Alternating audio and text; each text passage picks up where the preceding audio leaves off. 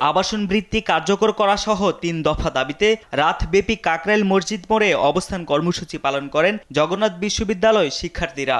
বারবার বৈষম্যের শিকার হয়েছেন উল্লেখ করে আন্দোলনরত শিক্ষার্থীরা বলেন আর কোনো আশ্বাস শুনতে চান না তারা। এর দাবি আদায় না হওয়া পর্যন্ত বা প্রশাসন থেকে সুস্পষ্টভাবে যদি বক্তব্য প্রদান না করা পর্যন্ত আমরা এখানে আছি। এই আশ্বাস আমাদের সেই গত 16 সাল থেকেই দিয়ে আসতেছেন, 2016 সাল থেকেই।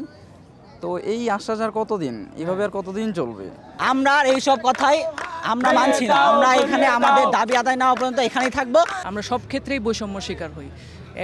আমাদের যদি আপনারা কিছুদিন আগে সচিবালয়ের আন্দোলন দেখেন, ওই সময় আমাদের যে মানে প্রতিশ্রুতিগুলো দেওয়া হয়েছে ওইটা কিন্তু আমাদের মানে ওইভাবে বাস্তবায়িত হয় নাই।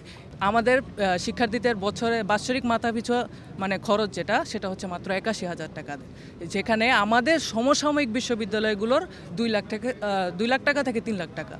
জাতির জন্য লজ্জাদায়ক যে একটা পাবলিক ইউনিভার্সিটির ছেলেরা রাস্তায় ঘুমাইতেছে। এর আগে বুধবার রাতে বিশ্ববিদ্যালয়ের উপাচার্যের নেতৃত্বে শিক্ষক প্রতিনিধি দলের সঙ্গে বৈঠক শেষে সাংবাদিকদের সঙ্গে কথা বলেন তথ্য উপদেষ্টা। জানান, সমস্যা সমাধানে বিশ্ববিদ্যালয় প্রশাসনের সঙ্গে সংশ্লিষ্ট মন্ত্রণালয়, ইউজিসি এবং প্রধান উপদেষ্টা আলোচনায় বসবেন। শিক্ষার্থীদের আন্দোলনে একটি পক্ষ ঢুকে আন্দোলনকে স্যাবোটাজ করার চেষ্টা করছে বলেও মন্তব্য করেন তিনি। এছাড়া যে কোনো ইস্যুতে যমুনায় যাওয়ার প্রবণতা সহ্য করা হবে না বলেও জানান তিনি। চল যাই যমুনায় যাই, এই রাজনীতি, এই মুভমেন্ট আমরা আর হতে দিব না। আবাসন সংকট সমাধানের জন্য আমরা ডক্টর মোহাম্মদ ইউনূস আজকে এই ব্যাপারে অবগত হয়েছেন, যেটা আমাদের জগন্নাথ বিশ্ববিদ্যালয়ের ভাইস চ্যান্সেলর মহোদয় বলেছেন, এবং অন্যান্য শিক্ষা মন্ত্রণালয়ের যেই রিলেভেন্ট মিনিস্ট্রিগুলো বলেছে তারাও অবগত আছেন। আশা করি খুব দ্রুতই তাদের সংকট দূরীভূত হবে। এর আগে শিক্ষার্থীদের সামনে কথা বলার এক পর্যায়ে তথ্য উপদেষ্টা মাহফুজ আলমের মাথায় বোতল ছুঁড়ে মারে এক শিক্ষার্থী। এমন অনাকাঙ্ক্ষিত ঘটনার জন্য দুঃখ প্রকাশ করেন শিক্ষকরা। উপদেষ্টা ও ঊর্ধ্বতন কর্তৃপক্ষের সঙ্গে বৈঠকে ইতিবাচক ফলাফল আসবে বলেও আশাবাদী তারা। কে বা কারা ওনার গায়ে বোতল ছুঁড়ে মেরেছে, এই ঘটনার জন্য আমরা আন্তরিকভাবে দুঃখ প্রকাশ করছি।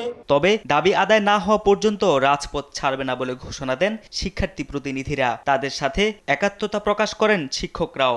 আলোচনা করে এই সিদ্ধান্ত এসেছি, আমরা কোনোভাবে এই জায়গা ছেড়ে যাব না।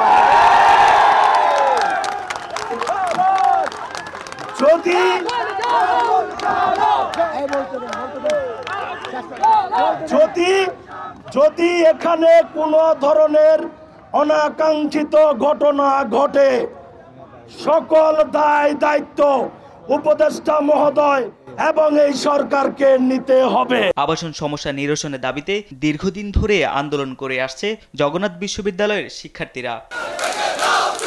তারেক মাহমুদ সুজন, দেশ টিভি, ঢাকা।